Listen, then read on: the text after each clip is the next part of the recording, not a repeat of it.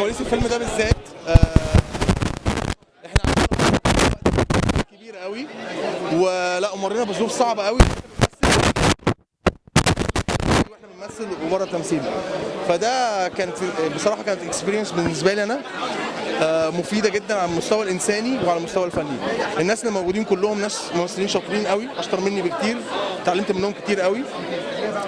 محمد كاتب الموضوع بشكل حلو جدا، هو خالد ما كانش بيفوت، ما فيش حد هيعدي من قدام الكاميرا ولا هيخرج من الكادر الا لما محمد يبقى قال تمام. ما كانش ينفع، فدي حاجه لازم نبقى مركزين قوي علشان نعمل احسن حاجه من اول تيك. نحاول. ايه الهجوم؟ والله ما كنتش متوقع ان فيلم مصري يمثل مصر في اهم مهرجانات العالم في السينما انه يتهاجم في مصر كده، مع انه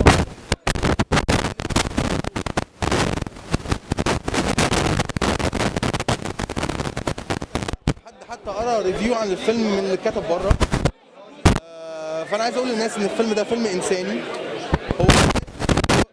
هو احداث سياسيه، لكن هو هو فيلم انساني بيتكلم عن مع بعض مش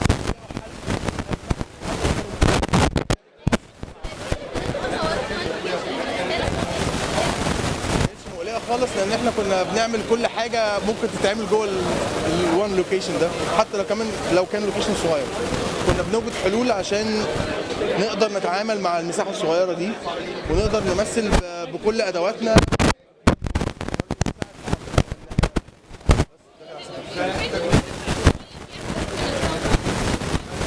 انا لسه قايل الحاله، انا ما قلتش هو مش ايام معينه، بس هو احداث كل الناس كانت نازله فيها، كل الفصيل، كل الناس المختلفه كانوا نازلين في نفس الوقت، وبالصدفه بقوا موجودين مع بعض في مكان واحد مقفول عليهم.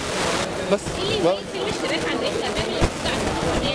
اللي يميزه ان هو بيتكلم عن قضيه مهمه جدا، وهي قضيه انسانيه جدا، ان الازمه ساعات بتولد طريقه للحوار وطريقه للحل لايجاد حل. لما الناس المختلفه بتتحط مع بعض كلهم في مكان واحد مقفول عليهم في مشكله واحده، بيواجهوا ازمات واحده، ده بيخليهم غصبا عنهم ان هم يتكاتفوا مع بعض ويحاولوا يوجدوا حلول.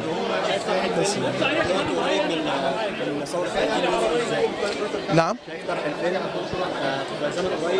لا مش علاقه خالص، لا مش يعني طرح الفيلم دلوقتي في وقت قريب من ثوره، ملوش اي علاقه تماما، ده هو بس هي مواضيع انتاجيه وتوزيعيه، ملهاش علاقه خالص بالوقت تماما.